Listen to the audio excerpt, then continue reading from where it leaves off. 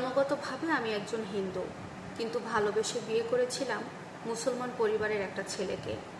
আমার পরিবার প্রথম দিকে খুব অমত ছিল এই বিয়েতে, কিন্তু আমার ভালো থাকা, আমার সুখে থাকার বিষয় চিন্তা করে আমার পরিবারের সবাই আমার পছন্দের, আমার মতামতকে গুরুত্ব বেশি দেয়।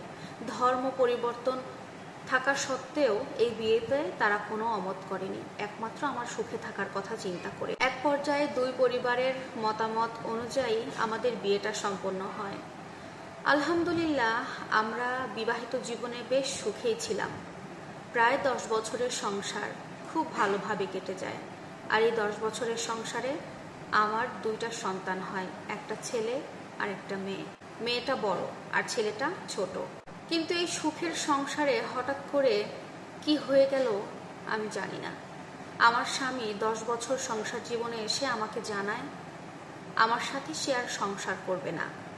কেন করতে চায় না এই কারণ জানতে চাইলে আমাকে বলে তার অফিস কলিগ একটা মেয়ের সাথে তার রিলেশন হয়, আর সেই মেয়ের সাথে সে বিয়ে করে পরবর্তী জীবনটা সংসার জীবনে কাটাতে চায়।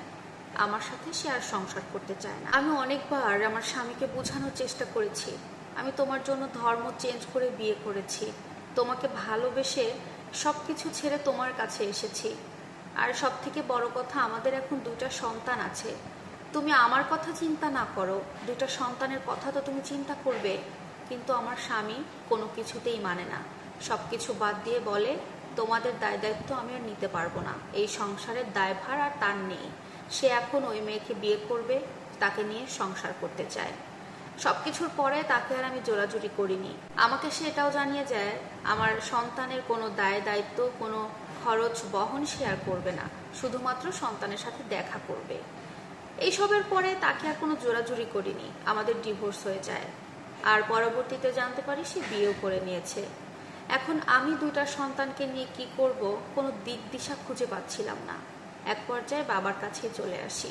আমার সেরকম কোনো চাকরি ছিল না, ইনকাম কোনো সোর্স ছিল না। নিজের জন্য চাকরি অ্যাপ্লাই করছিলাম যেহেতু আমি শিক্ষিত ছিলাম, কিন্তু ওই মুহূর্তে আমার মেয়েকে স্কুল থেকে ছাড়িয়ে নিতে হয়েছিল, কারণ আমার মেয়ে ভালো একটা স্কুলে পড়তো, সেখানে বেতন দেওয়ার মতো অবস্থা আমার ছিল না।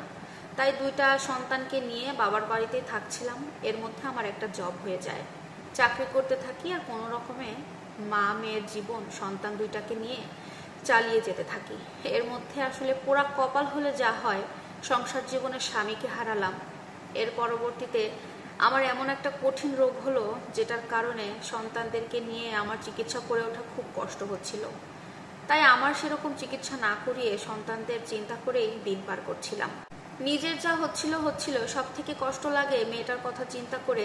আমার মেয়েটা কবে বড় হবে, কবে বুদ্ধি হবে জানি না, সে আমাকে লুকিয়ে তার বাবার সাথে যোগাযোগ করে। মেয়েকে বলেছিলাম তুমি যদি বাবার কাছে চলে যেতে চাও তুমি যেতে পারো, কিন্তু আমার কাছে থেকে বাবার সাথে লুকিয়ে যোগাযোগ করো না, তুমি ছোট, এতে আমার অনেক অসম্মান হয়, তুমি বুঝতে পারছো না। মেয়ে বলে সে বাবার কাছেও যাবে না, অথচ আমার কাছে থেকে বাবার সাথে লুকিয়ে লুকিয়ে যোগাযোগ করে। আমি জানি না আমার মেয়েটা কবে বুঝতে পারবে। এভাবে আমার জীবনটা পার হয়ে যাচ্ছে। কিন্তু আমার স্বামী, যার জন্য আমি আমার ধর্ম পরিবর্তন করলাম, যার জন্য আমি সব কিছু ছেড়ে তার কাছে গিয়েছিলাম, সে আজকে আমাকে নিঃস্ব করে দিয়ে অন্য একটা মেয়েকে নিয়ে সুখে সংসার করছে। আমার জীবনটা কোথায় গিয়ে দাঁড়াবে আমি জানি না। প্রিয় দর্শক, এই স্টোরিটি একটি আপুর লাইফের স্টোরি। দয়া করে কেউ এই গল্পটা শুনে আমার নিজের জীবন কাহিনী বলবেন না, বা কেউ জিজ্ঞেস করবেন না আমি হিন্দু নাকি মুসলমান। ঠিক আছে, এটা সম্পূর্ণ একটা গল্প, মানুষের একটা আপুর জীবন কাহিনী। আপনাদের কাছে গল্পটি কেমন লাগলো অবশ্যই কিন্তু কমেন্টে জানাবেন। আল্লাহ হাফেজ।